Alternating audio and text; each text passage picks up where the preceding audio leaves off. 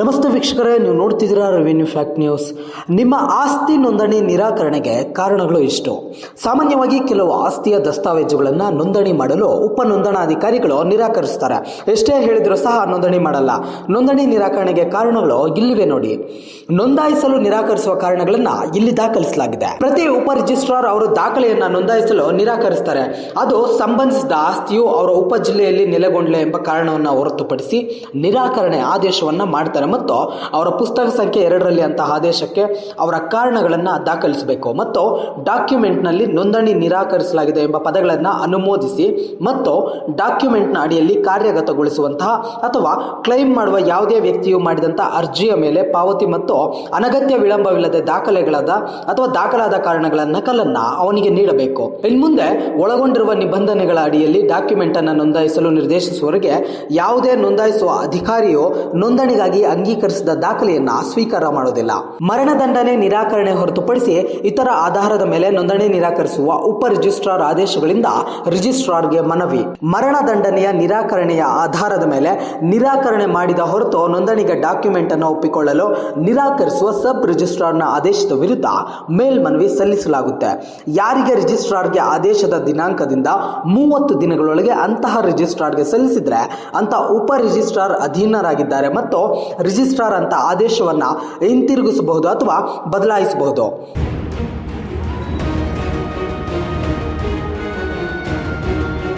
ರಿಜಿಸ್ಟ್ರಾರ್ನ ಆದೇಶವು ದಾಖಲೆಯನ್ನು ನೋಂದಾಯಿಸಲು ನಿರ್ದೇಶಿಸಿದರೆ ಮತ್ತು ಅಂತಹ ಆದೇಶವನ್ನು ಮಾಡಿದ ನಂತರ 30 ದಿನಗಳೊಳಗೆ ದಾಖಲಾತಿಯನ್ನು ನೋಂದಣಿಗಾಗಿ ಸರಿಯಾಗಿ ಪ್ರಸ್ತುತಪಡಿಸಿದರೆ ಉಪ ರಿಜಿಸ್ಟ್ರಾರ್ ಅದನ್ನು ಪಾಲಿಸತಕ್ಕದ್ದು ಮತ್ತು ಅದರ ನಂತರ ಎಲ್ಲಿಯವರೆಗೆ ಸಾಧ್ಯವೋ ಅಷ್ಟು, ಅಂದರೆ ವಿಭಾಗ 58, 59 ಮತ್ತು 60ರಲ್ಲಿ ಸೂಚಿಸಲಾದ ವಿಧಾನವನ್ನು ಅನುಸರಿಸಿ ಮತ್ತು ಅಂತಹ ನೋಂದಣಿಗೆ ಮೊದಲು ಸರಿಯಾಗಿ ಪ್ರಸ್ತುತಪಡಿಸಿದಾಗ ಡಾಕ್ಯುಮೆಂಟ್ ಅನ್ನು ನೋಂದಾಯಿಸಿದಾಗ ಇದು ಕಾರ್ಯಗತಗೊಳ್ಳುತ್ತೆ.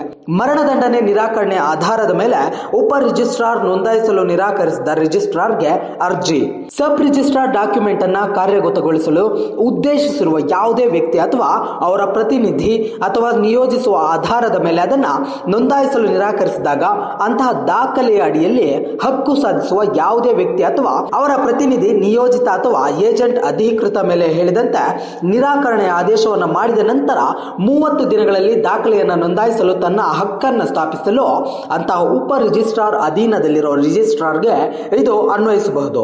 ಅಂತಹ ಅರ್ಜಿಯು ಬರವಣಿಗೆಯಲ್ಲಿರಬೇಕು ಮತ್ತು ಸೆಕ್ಷನ್ 71ರ ಅಡಿಯಲ್ಲಿ ದಾಖಲಿಸಲಾದ ಕಾರಣಗಳ ನಕಲನ್ನು ಹೊಂದಿರಬೇಕು ಮತ್ತು ಅರ್ಜಿಯಲ್ಲಿನ ಕೆಲ ಹೇಳಿಕೆಗಳನ್ನು ಅರ್ಜಿದಾರರು ದೂರುಗಳ ಪರಿಶೀಲನೆಗಾಗಿ ಕಾನೂನಿನಿಂದ ಅಗತ್ಯವಿರುವ ರೀತಿಯಲ್ಲಿ ಪರಿಶೀಲಿಸಬೇಕು. ಅಂತಹ ಅರ್ಜಿಯ ಮೇಲೆ ರಿಜಿಸ್ಟ್ರಾರ್ನ ಕಾರ್ಯವಿಧಾನ ಅಂತಹ ಸಂದರ್ಭದಲ್ಲಿ ಮತ್ತು ರಿಜಿಸ್ಟ್ರಾರ್ಗೆ ನೋಂದಣಿಗಾಗಿ ಪ್ರಸ್ತುತಪಡಿಸಿದ ದಾಖಲೆಗೆ ಸಂಬಂಧಿಸಿದಂತೆ ಮೇಲೆ ತಿಳಿಸಿದಂತಹ ನಿರಾಕರಣೆಯನ್ನ ಮಾಡಿದಾಗ ರಿಜಿಸ್ಟ್ರಾರ್ ಅವರು ಅನುಕೂಲಕರವಾಗಿ ಸಾಧ್ಯವಾದಷ್ಟು ಬೇಗ ಡಾಕ್ಯುಮೆಂಟ್ ಅನ್ನ ಕಾರ್ಯಗತಗೊಳಿಸಲಾಗಿದೆಯೇ ಅಥವಾ ಪ್ರಸ್ತುತ ಜಾರಿಯಲ್ಲಿರುವ ಕಾನೂನಿನ ಅವಶ್ಯಕತೆಗಳನ್ನು ಅರ್ಜಿದಾರರ ಕಡೆಯಿಂದ ಅಥವಾ ನೋಂದಣಿಗಾಗಿ ದಾಖಲೆಯನ್ನು ಪ್ರಸ್ತುತಪಡಿಸುವ ವ್ಯಕ್ತಿಯ ಕಡೆಯಿಂದ ಅನುಸರಿಸಲಾಗಿದೆಯೇ ಅಥವಾ ದಾಖಲಾತಿಗೆ ನೋಂದಣಿಗೆ ಅರ್ಹತೆ ನೀಡಬಹುದು. ಇದನ್ನೆಲ್ಲ ನೀಡಿ ದಾಖಲಾತಿ ನೋಂದಣಿಗೆ ಅರ್ಹತೆಯನ್ನ ನೀಡಬಹುದು. ನೋಂದಾಯಿಸಲು ಮತ್ತು ಅದರ ಕಾರ್ಯವಿಧಾನಕ್ಕೆ ರಿಜಿಸ್ಟ್ರಾರ್ ಆದೇಶ. ದಾಖಲೆಯನ್ನ ಕಾರ್ಯಗತಗೊಳಿಸಲಾಗಿದೆ ಮತ್ತು ಹೇಳಿದಂತ ಅವಶ್ಯಕತೆಗಳನ್ನು ಅನುಸರಿಸಲಾಗಿದೆ ಅಂತ ರಿಜಿಸ್ಟ್ರಾರ್ ಕಂಡುಕೊಂಡ್ರೆ ಅವರು ದಾಖಲೆಯನ್ನು ನೋಂದಾಯಿಸಲು ಆದೇಶ ನೀಡ್ತಾರೆ. ಅಂತಹ ಆದೇಶವನ್ನು ಮಾಡಿದ ನಂತರ 30 ದಿನಗಳೊಳಗೆ ನೋಂದಾಯಿಸಲು ದಾಖಲೆಯನ್ನ ಸರಿಯಾಗಿ ಪ್ರಸ್ತುತಪಡಿಸಿದರೆ ನೋಂದಾಯಿಸುವ ಅಧಿಕಾರಿಯು ಅದನ್ನು ಪಾಲಿಸತಕ್ಕದ್ದು ಮತ್ತು ಅದರ ನಂತರ ಕಾರ್ಯಸಾಧ್ಯವಾಗಬಹುದಾದಂತೆ ವಿಭಾಗಗಳು 58, 59 ಮತ್ತು 60ರಲ್ಲಿ ಸೂಚಿಸಲಾದಂತಹ ವಿಧಾನಗಳನ್ನು ಅನುಸರಿಸಬೇಕು.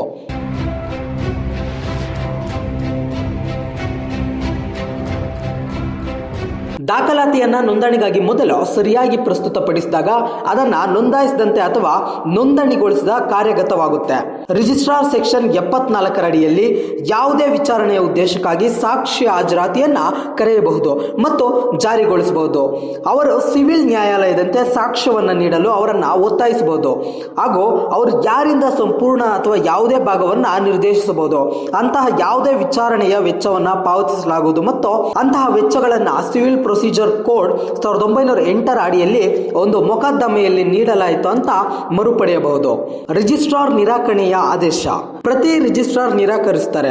ಡಾಕ್ಯುಮೆಂಟ್ ಅನ್ನ ನೋಂದಾಯಿಸಲು ಅದು ಸಂಬಂಧಿಸಿದ ಆಸ್ತಿಯು ಅವನ ಜಿಲ್ಲೆಯೊಳಗೆ ನೆಲೆಗೊಂಡಿಲ್ಲ ಅಥವಾ ಡಾಕ್ಯುಮೆಂಟ್ ಅನ್ನ ಸಬ್ ರಿಜಿಸ್ಟ್ರಾರ್ ಕಚೇರಿಯಲ್ಲಿ ನೋಂದಾಯಿಸಬೇಕು ಅಥವಾ ಸೆಕ್ಷನ್ 72 ಅಥವಾ ಸೆಕ್ಷನ್ 75 ಅಡಿಯಲ್ಲಿ ದಾಖಲೆಯ ನೋಂದಣಿಗೆ ನಿರ್ದೇಶಿಸಲು ನಿರಾಕರಣೆ ಆದೇಶವನ್ನ ಮಾಡಬೇಕು ಮತ್ತು ಅಂತಹ ಆದೇಶದ ಕಾರಣಗಳನ್ನ ಅವನ ಪುಸ್ತಕ ಸಂಖ್ಯೆ 2ರಲ್ಲಿ ದಾಖಲಿಸಬೇಕು. ಅಥವಾ ಯಾವುದೇ ವ್ಯಕ್ತಿ ಸಲ್ಲಿಸಿದ ಅರ್ಜಿಯ ಮೇಲೆ ಅಥವಾ ಡಾಕ್ಯುಮೆಂಟ್ ಅಡಿಯಲ್ಲಿ ಹಕ್ಕು ಸಾಧಿಸಬೇಕು.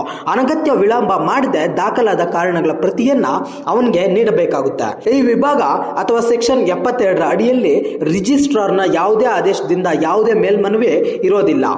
ರಿಜಿಸ್ಟ್ರಾರ್ ನಿರಾಕರಣೆ ಆದೇಶದ ಸಂದರ್ಭದಲ್ಲಿ ಮೊಕದ್ದಮೆ. ಸೆಕ್ಷನ್ 72 ಅಥವಾ ಸೆಕ್ಷನ್ 76 ಅಡಿಯಲ್ಲಿ ಡಾಕ್ಯುಮೆಂಟ್ ಅನ್ನು ನೋಂದಾಯಿಸಲು ರಿಜಿಸ್ಟ್ರಾರ್ ನಿರಾಕರಿಸಿದ್ರೆ ಅಂತಹ ದಾಖಲೆಯ ಅಡಿಯಲ್ಲಿ ಹಕ್ಕು ಪಡೆಯುವ ಯಾವುದೇ ವ್ಯಕ್ತಿ ಅಥವಾ ಅವರ ಪ್ರತಿನಿಧಿ, ನಿಯೋಜಿತ ಅಥವಾ ಏಜೆಂಟ್ ನಿರಾಕರಣೆಯ ಆದೇಶ ಮಾಡಿದ ನಂತರ 30 ದಿನಗಳೊಳಗೆ ಸಂಸ್ಥೆಯನ್ನ ಸ್ಥಾಪಿಸಬಹುದು. ಸಿವಿಲ್ ನ್ಯಾಯಾಲಯವು ಅದರ ಮೂಲ ಅಧಿಕಾರ ಮತ್ತು ವ್ಯಾಪ್ತಿಯ ಸ್ಥಳೀಯ ಮಿತಿಯೊಳಗೆ ಡಾಕ್ಯುಮೆಂಟ್ ಅನ್ನು ನೋಂದಾಯಿಸಲು ಕೋರಿರುವ ಕಚೇರಿ ಇದೆ. ಇನ್ನು 30 ದಿನಗಳೊಳಗೆ ನೋಂದಣಿಗೆ ಸರಿಯಾಗಿ ಹಾಜರುಪಡಿಸಿದ್ರೆ ಅಂತಹ ಕಚೇರಿಯಲ್ಲಿ ದಾಖಲಾತಿಯನ್ನು ನೋಂದಾಯಿಸಲು ನಿರ್ದೇಶಿಸುವ ಡಿಕ್ರಿಗಾಗಿ ದಾವೆ ಅಥವಾ ಅಂತಹ ತೀರ್ಪು ಜಾರಿಗೆ ಬಂದ ನಂತರ ಇದು ದಾಖಲಾಗುತ್ತೆ.